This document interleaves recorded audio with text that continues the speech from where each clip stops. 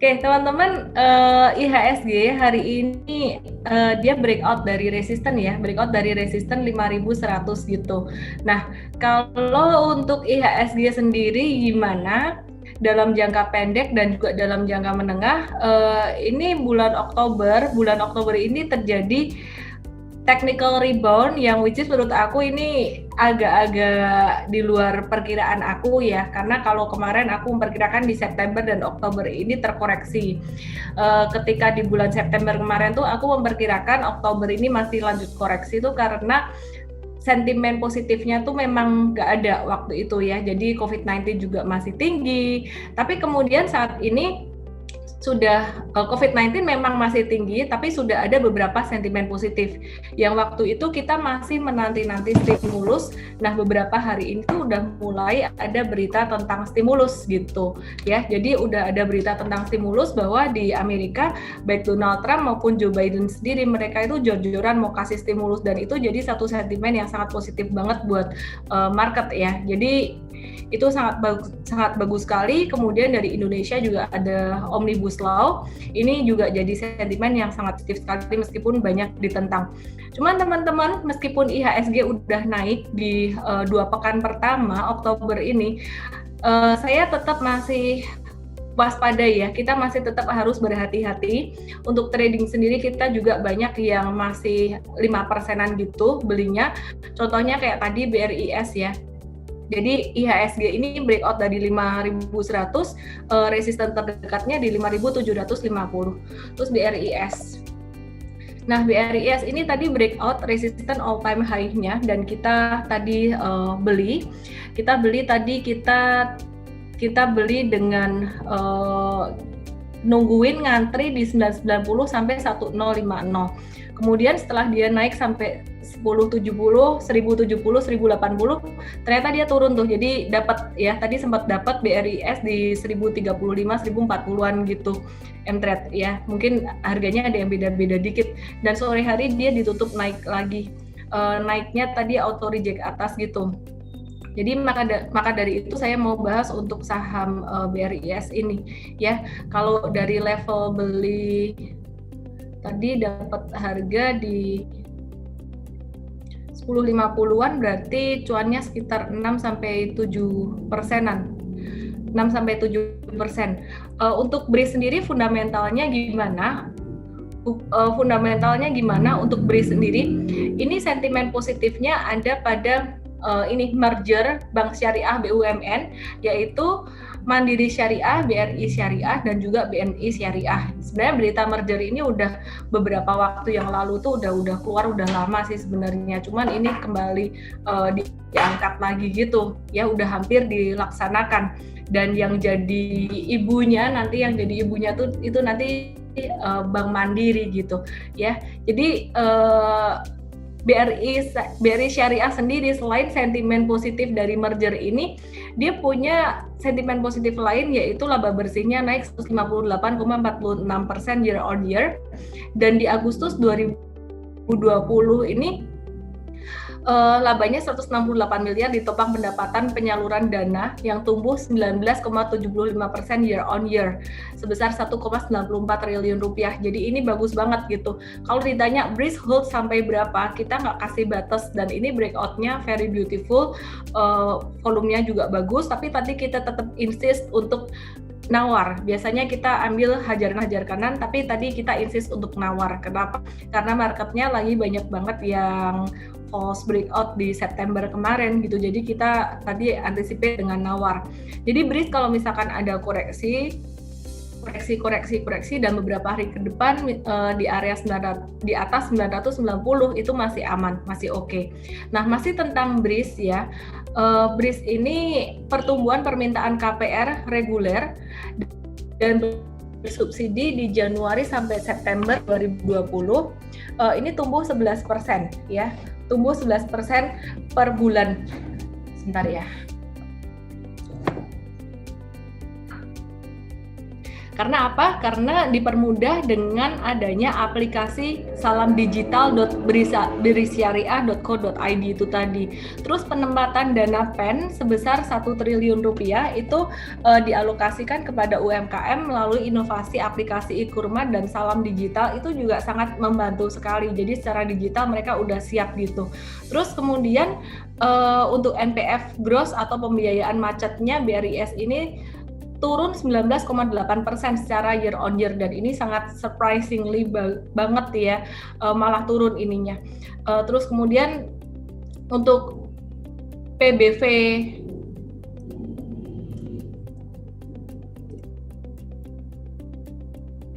BRIS ya, PBV BRIS sekarang ini di angka 2,1. Memang nggak semurah saham-saham sektor konstruksi. Nanti aku akan bahas untuk saham-saham sektor konstruksi ya. Kalau syariah itu apa sih ya, sesuai dengan kaidah syariah secara perbankan itu nggak ada riba kayak gitu. Oke. Kemudian aku akan bahas untuk yang kedua tuh aku bahas agro. Jadi BRIS ini secara fundamental dia juga bagus, jadi penguatannya ditopang secara fundamental. Nah tapi si agro juga tadi ngikut tuh. Jadi gimana? Agro juga ngikut gitu. Agro ini secara fundamental dia punya platform Pinang atau pinjaman tenang yang menjadi cikal bakal digital loan di Indonesia, digital loan pertama di Indonesia ya. Dan dia naik 38 kali lipat pada first half 2020 gitu. Nah, ini ada koreksi target pertumbuhan kredit di 2020 jadi 26,18 ya, jadi naik 5,5% year on year. Nah, agro ini belum merealisasikan pembelian kembali atau buyback saham hingga tenggat waktu yang sudah ditentukan untuk menjaga kas dia. Ya, jadi rencana buybacknya sih 3 Juli sampai 2 Oktober maksimal 20% gitu. Terus kemudian dia juga ada dapat rating IDAA gitu. Untuk NPL-nya sendiri dia naik 8,33% year on year. Nah, kalau BRIS tadi nggak pakai NPL tapi NPF ya. NPF-nya dia malah turun, tingkat kredit macet lah istilahnya. Kalau untuk bank syariah namanya NPF. Kalau bank biasa itu namanya NPL. Kalau BRIS tingkat kredit macetnya malah turun 19,8% year on year gitu. Oke. Untuk agro sendiri ini juga sama kayak BRIS, dia breakout all time high kayaknya, bukan all time high nih, BRIS yang all time high. Nah, si agro ini dia breakout dari resisten kuat di 390. Jadi teman-teman kalau mau beli bentar nawar di 390. Tapi perkiraan aku hari kedua besok masih bisa auto reject atas lagi. Yang nggak dapat ya udah jangan dikejar, peluang selalu ada. Yang nggak dapat jangan dikejar, peluang selalu ada. Oke, sebelum aku bahas untuk saham-saham konstruksi dan properti, aku mau bahas untuk DEAL. Hari ini banyak banget yang nanyain DEAL ya. Jadi DEAL ini gimana? Nah, DEAL ini kemarin naik dengan volume juga naik, ini turun, volumenya juga masih turun saat ini dan hijau masih lebih tinggi daripada merah. Sebenarnya DEAL ini masih oke, secara volume dan harga ini masih sangat konvergen sekali gitu. Ya, jadi ini masih sangat konvergen sekali harga dan volumenya. Nah, tapi kemarin mungkin ada beberapa yang beli ketika di sini ini ada tanda pembalikan arah atau technical rebound di level hijau ini, ternyata dia turun. Nah, sekarang sih dia untuk hari ini dia breaking down dari MA20-nya dia gitu. Cuman breakdown-nya dengan volume transaksi yang kecil. Jadi teman-teman kalau misalkan masih nge-hold, kita akan wait and see ya, kita lihat besok gimana ya. Kalau ngelihat polanya dia sih ini 1, 2, 3, 4 hari merah, kemudian 1 hari ini hijau, dan hijaunya juga volume transaksinya tinggi. Kita lihat apakah besok akan terjadi pantulan gitu. Dan kalau misalkan nggak terjadi pantulan gimana, pembatasan risikonya nanti gimana, besok kita akan kabarin lagi ya untuk member ya. Terus kemudian untuk saham-saham lain, oke aku ngecek dulu ya untuk saham-saham yang tadi banyak ditanyain sih lebih ke konstruksi dan properti ya. konstruksi dan properti mana yang bagus untuk hold selama 6 bulan ke depan, kira-kira kayak gitu. Kemarin aku ada nge-live tentang properti ya, dan teman-teman mungkin kemarin juga udah nyimak. Aku akan compare dengan konstruksi saat ini. Kemarin konstruksi juga ada dibahas dikit. Oke. Jadi aku kalau ngelihat saham-saham di sektor konstruksi, ini ada saham perbankan lain yang sebenarnya aku mau bahas juga nih. Sebelum ke konstruksi, kita bahas banking dulu ya. Sorry, tadi aku kelupaan, kesela dia, ada yang banyak nanya dia. Sebelum ke konstruksi, aku bahas banking ya. Jadi BTPS ini juga beberapa hari naik tinggi, cuman dia nanggung, dia dekat dengan area resistennya. Jadi kita nggak pilih untuk si BTPS ini. Untuk fundamentalnya, BTPS ini dia merupakan lembaga keuangan pertama di Indonesia yang melayani masyarakat prasejahtera melalui pemberdayaan perempuan yang berbasis perbankan syariah gitu. Dan pada 7 Juli 2020 kemarin, dia tuh resmi naik kelas jadi Bank Umum Kegiatan Usaha Buku 3. Nah, Buku 3 tuh artinya ya dia modalnya gede gitu. Intinya minimal 5T sampai kurang dari 30 triliun gitu. Jadi termasuk udah lebih gede lah sekarang, dan dia punya rating sekarang AA+ ya. Jadi ratingnya stable outlook, naik menjadi Bank Buku 3 tuh pada tanggal 7 Juli 2020. Itu mempengaruhi ratingnya dia naik gitu. Terus karnya dia juga bagus ya. Untuk market cap bank syariah itu terbesar dipegang oleh BTPS gitu. Dan market cap dia itu CAR dia itu juga tinggi, 42,4% ya. Sementara itu industri perbankan konvensional tuh sekitar 21%-an gitu. BOPO-nya juga rendah ya, biaya operasionalnya itu rendah, sekitaran 54%-an gitu. Dan perbankan yang lain tuh sekitaran 88% gitu. Oke, nah untuk BTPS sendiri ini secara teknikal ini masih posisi nanggung. Yang punya di area 4.000, rawan profit taking jangka pendek gitu. Oke, BBKP, Bank Bukopin ini secara volume juga sangat menarik ya. Ini mirip banget, entah kenapa dia mirip banget patternnya sama BMTR, padahal nggak ada kaitan secara sektoral juga, secara grup juga nggak sama. BBKP ini kemarin sempat naik pada tanggal 24 sampai 26 Agustus, dan 24 Agustus waktu itu kita juga sempat tradingin gitu. Nah untuk BBKP ini hari ini naik tinggi, tapi kemudian habis itu agak-agak turun lagi. Kalau aku ngelihat sih bisa mengulang pola pada tanggal 24 Agustus. Kita lihat ya apakah besok menguat. Kalau besok menguat tuh patternnya persis banget kayak saham BBKP pada 24 Agustus yang lalu. Nah, BBKP ini fact-nya gimana? Secara fundamental gimana? Oke, aku sambil lihat data dulu. Ya, di IM-Trade ini ada hold sekitaran profitnya baru 6% sampai 9%-an ya kalau untuk BBKP. Untuk BBKP sendiri ya, Pevindo baru aja naikin peringkat BBKP dari IDA menjadi IDAA dengan outlook stabil. Nah, setelah akuisisi BBKP ini kan dia udah diakuisisi oleh Bank Kukmin ya. Ya, jadi Kukmin akan fokus pada hal yang paling relevan dan sesuai dengan fokus bisnis, yaitu segmen retail, terutama UMKM, koperasi, dan komunitas pelaku bisnis Indonesia Korea melalui penerapan standar disiplin sesuai manajemen risiko. Kukmin ini bagus banget ya, jadi BBKP ini sentimen positifnya habis diakuisisi oleh Kukmin itu. Terus kemudian NPL-nya dia 3,33%, sebenarnya ini lumayan tinggi juga sih, dan UMKM ini nyumbang paling banyak yaitu sekitar 41,6% gitu. Terus loan dia atau pinjamannya itu juga didominasi oleh UMKM sekitar 45%-an gitu ya. Nah, terus aset BBKP ini dia naik di 4,33%. PBV-nya BBKP saat ini di angka 0,89 kali ya. BBKP ini PBV-nya di angka 0,89 kali. what to do, teman-teman yang belum punya jangan dikejar gitu. Kalau yang udah punya ya udah enjoy aja, nikmati aja.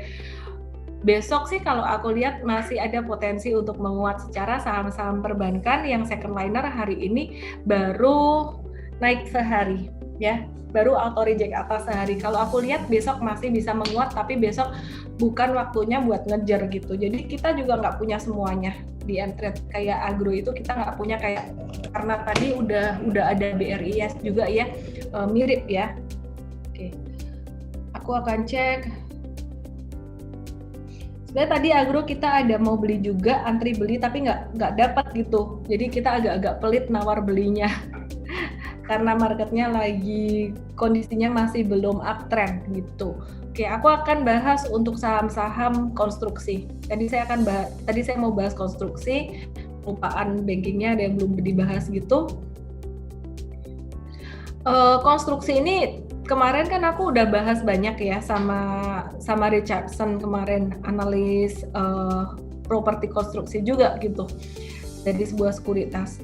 Nah, untuk konstruksi ini sendiri saya tertarik pada 4 aja. Jadi yang saya akan bahas tuh ada 4 gitu. Ada PTPP, Wika, ADI, dan juga WSKT. Jadi 4 ini yang menarik secara fundamental, mereka ada plus minus masing-masing. Tapi ya, aku akan bahas dari PTPP dulu. Kalau ditanya tentang kinerjanya 2020, semua saham sektor konstruksi ini mengalami pukulan. Jadi jangan ditanya dia kinerja 2020 gimana, gak bagus pasti. Tapi kita ngelihat untuk prospek kedepannya untuk setengah tahun sampai 1 tahun ke depan ini menarik. Kenapa? Sangat murah sekali, dan murahnya itu jangan dilihat dari price to earnings ratio-nya, karena kalau dilihat dari PER-nya atau price to earnings ratio-nya ini jadi minus gitu ya, banyak yang jadi minus gitu. PTPP ini PBV-nya saat ini di angka 0,53 kali, which is ini sangat murah banget dan juga lebih murah daripada saham-saham perbankan tadi ya. Jadi PTPP PBV-nya ini 0,5 dan ini murah banget gitu buat teman-teman yang mau nyimpan sampai setengah tahun sampai 1 tahun. Ya harus siap mentalnya. Kenapa? Karena justru sebenarnya banyak orang tuh yang mengira, wah jadi trader harus siap mental. Enggak, sebenarnya kalau kita berinvestasi itu harus lebih siap mental. Kenapa? Kalau jadi trader rugi bisa melakukan pembatasan risiko alias cut loss dan selesai masalah. Tapi kalau Anda jadi investor atau semi investor atau super trader itu beli breakout, ngeholdnya sekitar beberapa bulan selama trennya masih naik terus gitu ya, selama dia masih belum ada tanda-tanda pembalikan arah gitu. Kalau semi investor itu juga ngeholdnya sekitar beberapa bulan, tapi cara belinya beda dengan super trader. Cara belinya dengan melihat valuasi. Nah, kalau the real investor itu 5 tahun. 5 tahun cara belinya selain melihat valuasi, juga melihat bisnis model dan juga manajemen dan juga profitabilitas.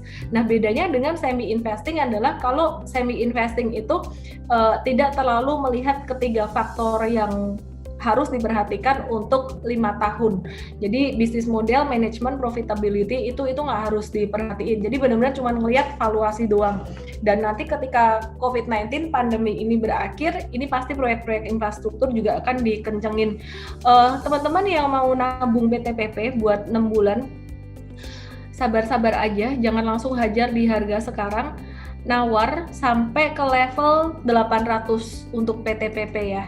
Nah, kemudian untuk WSKT, aku akan review untuk PBV-nya ya, valuasinya. WSKT ini kelihatan banget beberapa hari terakhir ini diakumulasi oleh investor. Cakep banget ya pola volumenya. Nah, kalau WSKT ini mau nunggu di level base price-nya angka 485, ini udah agak jauh. Kalau WSKT PBV-nya dia di angka 0,45 ya, jadi ini murah banget juga, ini sangat murah sekali. Kalau teman-teman mau value investing yang benar-benar value investing murni itu dia nggak ngelihat kayak profitability atau bisnis model management gitu, itu sebenarnya udah kecampur dengan growth investing. Kalau value investing murni itu benar-benar merhatiin valuasinya doang. Jadi si BSKT ini secara valuasi memang sangat murah sekali. Buat teman-teman yang mau semi investing, boleh kalau mau ambil di harga sekarang boleh, tapi jangan banyak-banyak ya, karena base price-nya di angka 485. Nah, aku kayaknya juga punya nih BSKT. Kalau PTPP aku udah pasti punya. BSKT kalau misalkan belum punya pun aku juga akan beli nih ya. Jadi saya lupa ingat kalau yang buat semi investing, karena saya jarang buka-buka gitu buat yang investingnya. Adi ya, Adi saat ini PBV-nya murah banget, 0,38. Adi ini sangat murah sekali di angka 0,38 ya. Pendapatannya dia untuk year on year naik 1,85% ya. Ya, jadi naik 1,85%, naik dikit gitu. Terus dia dapat PEN ya, dia dapat dana PEN untuk kredit pembiayaan produktif dari Bank Mandiri senilai 1,25 triliun. Jadi itu sangat bagus sekali. Untuk Adi sendiri, teman-teman buat yang mau investing itu base price-nya di angka 485. Ini agak jauh, jadi kalau misalkan mau investing ya nyicil aja. Cuman teman-teman kalau mau investing, buat semi investing kayak gini, ya benar-benar harus duit nganggur dan nggak bisa buru-buru. Kalau buat trading, Adi lebih bagus ditradingkan di atas 685 ya. Kalau saat ini masih posisi sangat nanggung sekali, masih posisi sideways. Tadi WSKT, Adi, Wika PBV-nya 0,81, dia yang paling mahal di antara PTPP, Adi, dan juga BSKT. Jadi PBV-nya atau valuasinya yang paling murah tadi si Adi ya, Adi 0,38 ya. Kalau Wika di angka 0,81 kali untuk PBV-nya, agak lebih mahalan dikit gitu. Untuk Wika ini teman-teman kalau misalkan mau nyimpen buat semi invest ya, ini nggak bisa ngelihat dari dia punya laba dari kinerja gimana, itu pasti jelek tahun ini ya. Jadi teman-teman misalkan mau semi invest, base price dia di angka 1040, cuman agak susah turun ke situ lagi. Jadi misalkan mau beli dikit dulu aja. Kalau trading di atas 1420 baru bagus. Adi di berapa ambilnya? Jadi gini, kalau teman-teman mau semi investing buat 6 bulan sampai 1 tahun ke depan, ambil besok pun nggak apa-apa. Masih murah, secara valuasi masih sangat murah gitu. Cuman bukan di best price, jadi duitnya juga jangan dihabisin. Sekarang tuh peluang buat investasi udah dikit banget. Bulan September kemarin aku banyak ngomong tentang GGRM dan HMSP. Ya, jadi GGRM dan HMSP aku banyak ngomong tentang itu. Terus kemudian TLKM. Tapi sekarang semuanya udah mulai naik gitu. Jadi sisa apa nih? Sisa properti dan konstruksi gitu. Nah, tahun 2020 ini memang banyak yang buat investasi itu bagus. Tahun 2020 ini tahun investasi. Kenapa? Karena saham-saham valuasinya sangat murah sekali di tahun 2020 ini. Cuman peluangnya kalau buat yang benar-benar long term investing ini udah dikit ya. Jadi TLKM sih masih bisa sampai 2.750 buat long term investing masih bisa, tapi udah bukan best price-nya. Oke. Ada yang nanya kenapa buat semi investing, kan aku lagi ngebahas sektor konstruksi kan memang lagi view-nya untuk semi investing gitu. Jadi ini just a reminder aja bahwa properti konstruksi ini belum jalan, belum kenceng banget, dan nanti potensinya aku ngelihat sekitar 6 bulan sampai 1 tahun ke depan ini upside-nya sangat lumayan sekali. Abandoned sektor saat ini. Oke, untuk propertinya aku cuman suka fokus tuh 4 antara SMRA, P1, kemudian BSDE, dan juga satu lagi CTRA. Nah, aku ada cerita waktu itu beli saham properti di tahun 2008 ya, sangat murah sekali, valuasinya juga sampai di tahun 2016 itu dia naik harganya berapa ya? Dari Rp100 jadi Rp1.600 itu. Ya naik berapa kali dihitung aja itu ya.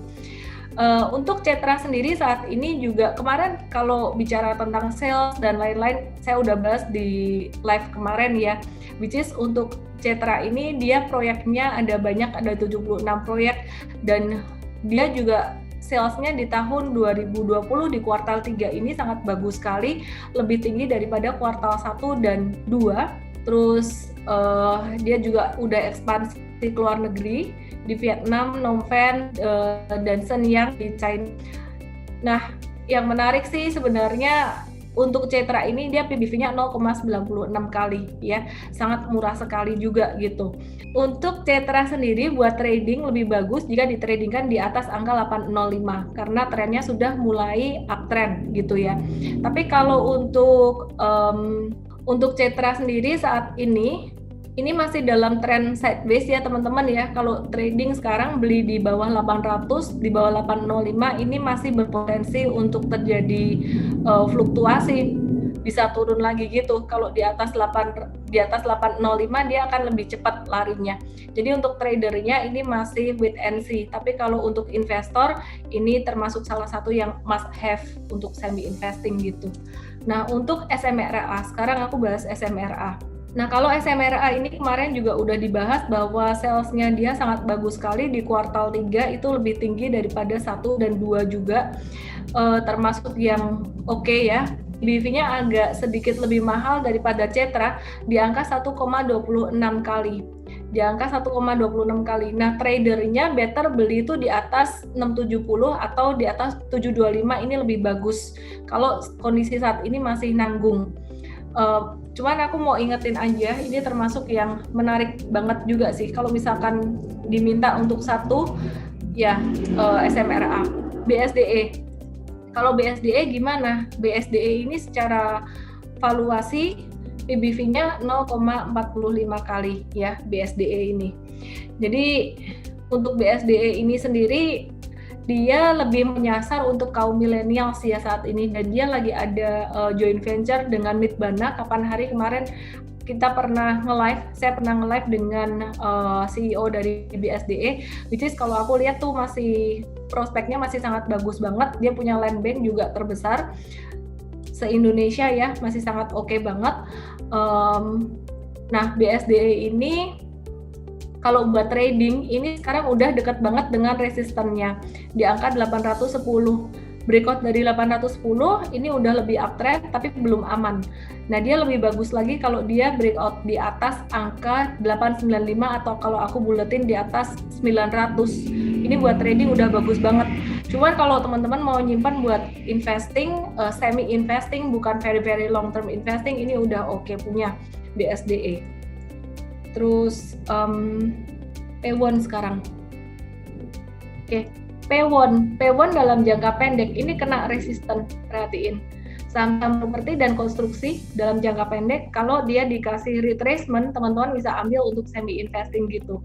Nah, kalau untuk tradingnya jangan masuk dulu sekarang. Untuk tradingnya ini dia pas kena banget resisten di sini. Buat P1 ini lebih aman kalau trading di atas 440 dan di atas 480 ini jauh lebih oke lagi karena di atas 480 ini udah masuk ke kondisi uptrend. Wah, kalau gitu telat dong. Ya emang kalau trading kan kita nunggu trennya benar-benar bagus ya, arahnya benar-benar bagus. Kalau teman-teman mau beli sekarang, ini buat trading dia bisa turun beberapa hari lagi, dia bisa koreksi kemungkinan sampai 370-an. 360, 370-an. Dan kalau ada koreksi di situ, ini kesempatan buat teman-teman bisa masuk buat semi investing gitu. BNLI. Oke. BNLI ini naik gila-gilaan. 1 2 3 4 5 hari naiknya kayak gini. Udah jangan dikejar. Buat teman-teman yang belum dapat udah nggak usah dikejar ya. Dia naik kenceng banget ya. Ini didorong sentimen akuisisi oleh Bank Bangkok ini senilai 32,38 triliun dan dia jadi bank buku 4 ya. Jadi dia jadi bank buku 4 itu sangat bagus sekali. Artinya tuh bank buku tuh apa sih? Itu istilah yang dipakai oleh BI untuk membedakan jenis bank berdasarkan modalnya ya. Jadi kalau untuk bank buku 1 itu modalnya di bawah 1 triliun, bank buku 2 itu 1 sampai 5 triliun, bank buku 3 5 sampai 30 triliun, kemudian bank buku 4 itu di atas 30 triliun gitu. Jadi dengan dinaikannya peringkat BNLI ini, dia jadi punya peringkat yang sama kayak bank-bank gede kayak BCA, BNI, BRI dan Bank Mandiri dan lain-lain gitu ya. Kalau untuk technically ini udah overbought menurut saya, ini udah overbought banget. MA-nya coba aku keluarin. Ini udah overbought banget, jangan dikejar ya teman-teman ya. Yang punya boleh jualan. Kalau buat investing sih aku nggak milih ini buat long term investing ya. Long term investing lebih ke BCA, BRI, Bank Mandiri, kemudian BNI saat ini gitu. Apa capek saya request NATO. NATO cek NATO Nusantara Property International. Oh ya, NATO ya. Ini saham ini dia mulai uptrend terus gitu, dan juga volumenya juga naik terus gitu ya. Cuman ada yang request NATO tuh katanya sampai capek request NATO-nya. Oke. NATO ini dia likuiditasnya tuh mulai tinggi dari bulan September kemarin. Sebelum Agustus tuh nggak ada likuiditas. Palingan teman-teman yang punya ini buat trading aja ya. Aku sih belum masuk sih di sini, aku belum pilih saham ini gitu. Kalau ada yang punya ini ya happy cuan, selamat menikmati cuannya. Tapi secara liquidity saya masih belum ngelihatnya, masih belum terlalu stabil gitu. Ini banyak yang nanya Demas, Pura Delta Lestari ini teman-teman dia lagi sideways, sama kayak teman-temannya properti yang lain lagi sideways. Kalau aku lihat juga dia prospeknya untuk jangka menengah juga oke. Untuk Pura Delta Lestari ini teman-teman bisa kalau punya view jangka menengah sih di hold aja. Nah, kalau buat trading yang belum punya, ini better masuknya di atas 250. ICBP, banyak yang nanya ICBP hari ini. ICBP hari ini dikasih diskon 9.900. Nanti kalau kena 9.600 itu area bagus buat beli ya. Area bagus buat beli tuh ICBP di 9.600. Agro bagus gak buat investing? Aku sih buat trading aja sih. Cuman tadi nggak dapat juga agro gitu. BBTN hari ini technical rebound juga, jadi saham-saham perbankan yang second liner hari ini kompak technical rebound, besok masih bisa naik. Aku lihat besok masih bisa naik, tapi udah agak telat kalau masuk besok ya. Banyak banget yang nanyain Enzo saham baru ini. Morenso Abadi Perkasa TBK. Waduh, pasti nyangkut nih yang nanya Enzo. No comment saya ini. Trennya jelek banget. Mumpung masih ada likuiditas, mumpung masih ada yang tradingin ini, masih ada volume, masih ada transaksi, keluar dulu aja lah. SSIA sama kayak tadi aku kelupaan bahas SSIA ya. SSIA ini sama kayak saham-saham properti yang lainnya, masih sideways tapi dia udah deket banget sama resisten gitu. Jadi dia potensial breakout gitu. Masih wait and see sih untuk SSIA-nya. Aku mau summary-in untuk market saat ini. Jadi teman-teman semuanya, di tahun 2020 ini saya melihat bahwa di bulan Oktober ini saya melihat bahwa koreksi di market itu udah mulai sangat terbatas sekali ya. Jadi perkiraan aku kemarin September Oktober market bakalan turun dikasih diskon besar. Ternyata diskonnya cuma di bulan September doang gitu. Di bulan Oktober diskonnya nggak terlalu banyak. Kenapa? Karena di bulan Oktober ini sentimen positifnya udah mulai banyak ya. Yang pertama stimulus sih yang paling signifikan banget itu stimulus, yang kemudian kedua vaksin. Indonesia juga udah mulai impor vaksin dari China, katanya November nanti didistribusikan, semoga lancar. Kemudian yang berikutnya sentimen positif dari Omnibus Law ini juga sangat-sangat berdampak sekali, signifikan banget, dan ini tinggal nunggu waktu aja, tinggal beberapa hari lagi pemilu di Amerika juga terlaksana, kalau nggak salah 3 November itu. Nanti kalau pemilu Amerika udah terlaksana, aku lihat udah faktor indecision-nya tuh udah dikit banget, paling tinggal COVID-19 ya, saham-saham berpotensi untuk lanjut naik gitu. Jadi sekarang yang sisa valuasinya yang masih murah-murah banget itu properti dan konstruksi itu tadi yang belum banyak naiknya. Jadi aku wrap up, properti konstruksi dalam jangka pendek beberapa hari ke depan itu bisa turun, bisa terjadi profit taking. Demikian juga retail tadi aku kelupaan bahas nih. Retail ini kayak RAS, LPPF itu juga saat ini valuasinya ngelihat PBV ya, jangan ngelihat per. Lihat PBV sangat murah sekali gitu. Jadi saham-saham yang seperti ini abandoned sektor ini potensial jalan. Buat teman-teman yang ikut live aku tiap hari, mungkin teman-teman mikir kok ini ya yang dibahas kayak sama kayak kemarin gitu. Justru itu saya sengaja mau ingetin gitu supaya saya nggak gonta-ganti materinya, supaya saya mau ingetin bahwa sekarang tuh peluangnya itu. Kenapa? Karena saya sempat pengalaman di tahun 2008, waktu itu aku beli saham-saham itu nggak sampai yang fundamentalnya tuh keren-keren banget gitu. Palingan yang fundamentalnya bagus tuh waktu itu cuman ASII, terus BCA itu aja aku belinya waktu itu nggak banyak gitu. Nah tapi waktu itu aku ada beli yang aku nggak bisa lupa itu CTRA. CTRA itu kayak aku juga waktu itu 2008 kayak ini perusahaan ini gimana prospeknya nggak ngerti gitu. Cuman aku lihat kayaknya kok udah murah banget. Terus aku beli waktu itu dan naiknya ya luar biasa. Mungkin kondisi 2020 ini tidak bisa disamakan dengan 2008. Kenapa? Karena kalau 2020 ini sektor real semuanya kena. Sedangkan kalau 2008 itu cuman sektor finansial aja yang kena dan yang parah di Amerika. Jadi teman-teman sebenarnya nih ya, kalau ditanya apakah recovery-nya akan secepat 2008, kayaknya nggak akan secepat itu. Tapi sekali lagi crash atau pasar saham diskon gede-gedean tuh sangat jarang sekali. Dan sekarang saham-saham big caps semuanya udah naik semua. Termasuk kemarin yang very discounted banget GGRM HMSP itu juga udah naik. Oke, jadi peluangnya ya tinggal itu aja, tinggal saham-saham properti dan konstruksi itu. Aku mau share satu lagi, teman-teman. Besok hari Sabtu aku pengen ngebahas tentang value investing. Mungkin teman-teman mikirnya kayak random banget gitu. Last week ngebahas tentang candlestick, besok Sabtu ngebahas value investing gitu. Kenapa? Karena aku pengen nge-remind teman-teman bahwa tahun ini tahun investasi gitu. Jadi jangan lupa buat ini juga. Dan value investing itu bukan yang besok Sabtu aku bahas nggak cuman sekedar kayak yang analisis fundamental yang biasanya dibahas tentang bisnis model dan lain-lain itu. Jadi benar-benar dari kacamata value investor gitu ya. Oke. Buat ngikutinnya SODV gimana caranya? Langsung aja berkunjung ke website aku ellendesmay.com, bisa diklik di situ seminar online diskon Vagansa atau ellendesmay.com/SODV. Kasih masuk data di sini ya kan bayar 150.000. Biar dapat gratis Anda pakai SODV 31 ya teman-teman ya. Jadi di sini saya akan ajarin tentang prinsip penting value investing, keuntungan dan risikonya. Bisa nggak sih kita beli emiten yang rugi kayak tadi properti konstruksi itu ada beberapa yang rugi gitu buat value investing, dan gimana caranya menentukan saham yang under value, kapan saat yang tepat untuk value investing supaya kita bisa mendapatkan return yang gede, dan peluang kayak gini sangat jarang sekali. Oke, jadi teman-teman langsung aja masuk ke situ.